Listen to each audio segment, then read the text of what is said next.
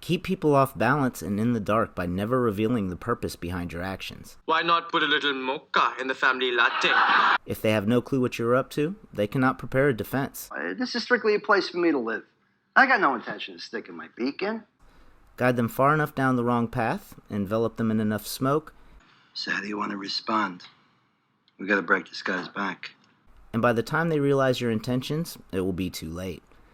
I wish for Carmine's own sake he'd ease off.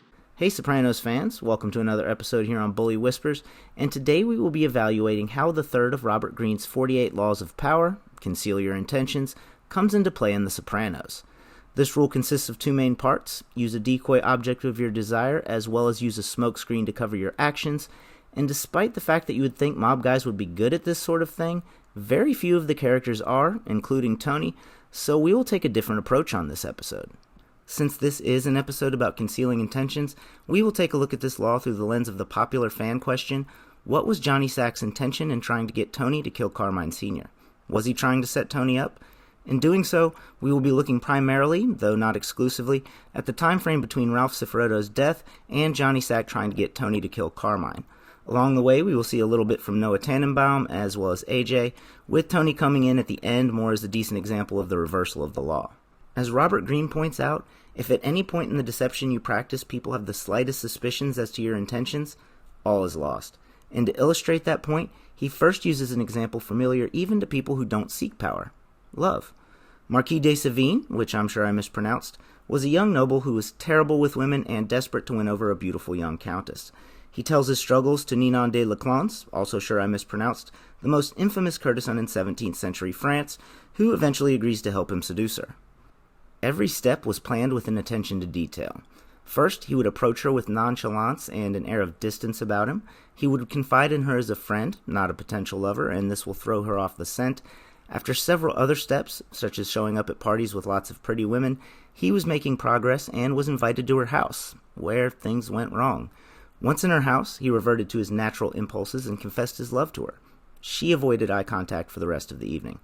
Once he had said he loved her, his intentions became clear, and everything he had done before, which had seemed charming, now seemed calculated and conniving, leaving the Countess feeling embarrassed and used.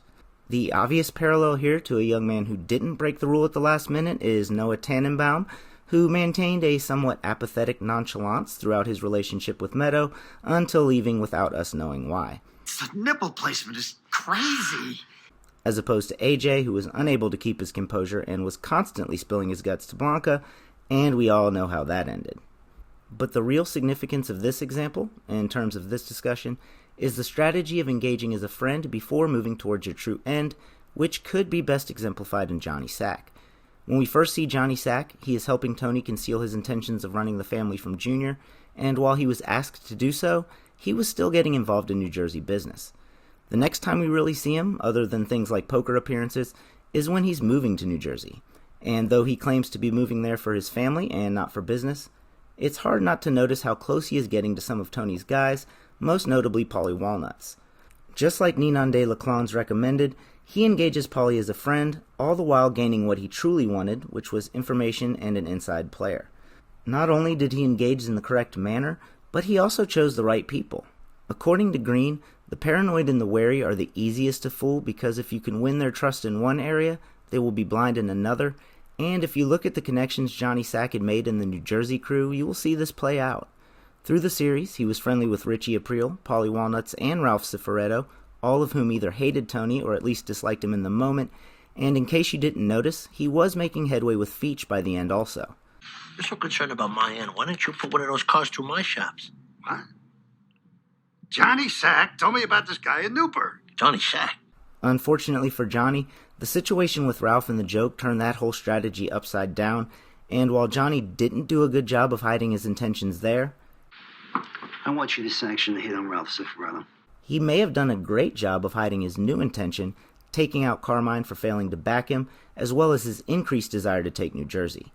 Starting with the meeting immediately following Ralphie's death to discuss the HUD money, Carmine wants 40%, a figure which Tony finds ridiculous and walks out on, at which point they remark, About what we expected.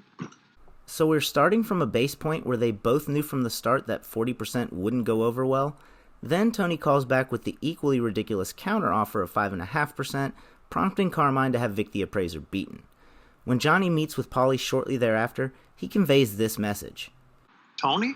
Suffice to say, no matter what happens now or in the future, Carmine won't forget you.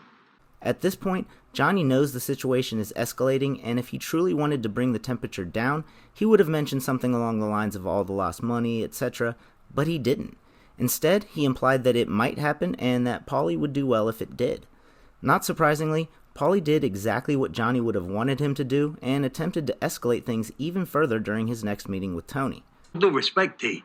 Throwing your appraiser a beating was a provocation to you directly. In the following golf game, one thing to remember is that Johnny did not know Tony was going to see little Carmine, and since he had been putting on the appearance of being pro-Tony, he had to maintain it knowing that little Carmine and Tony talk. With his intentions being to become boss of the Lupertazzi family, this hateful glare could very easily be just for going against him in general and recognizing that little Carmine might challenge him in his quest to become boss. Either way, coming out of this golf game, there are two things to remember. First is this statement by Carmine. Maybe there's a compromise here, then. There's always a compromise. And second, we never actually see what the number Carmine tells Johnny to go back with is. We just assume, like Tony does, that Johnny just wants to get back to business because that's his usual pattern. In the following meeting, Johnny has Tony and Sil come over to Carmine's new restaurant, where he practically displays it as a potential target. Carmine got the chef from Fontanella. Killer wine list. Look at this. Used to hang in Fiorello LaGuardia's office. And then proceeds to give them essentially the same deal, which we don't know was actually Carmine's offer, that Tony had already walked out on. If they knew Tony would walk out on that offer before the first meeting, it wouldn't be hard to guess how he would respond to it the second time, and not surprisingly, the restaurant was vandalized. Now this is where it becomes interesting because it's here where speculation meets tangibility, in the sense that this is the first time that we actually see Johnny seemingly working towards opposing goals. In this meeting with Carmine to discuss what to do about the restaurant vandalism, he says, So how do you want to respond? We gotta break this guy's back. Again seeking to increase tension. Johnny knows that Carmine is old school and wouldn't kill a boss, even if he considered it a glorified crew, similar to Phil Leotardo, who felt the same way about New Jersey and even hated Tony personally. A whack-a boss? I won't do that. It's been done before. And it was wrong then. So what did Johnny think was going to happen?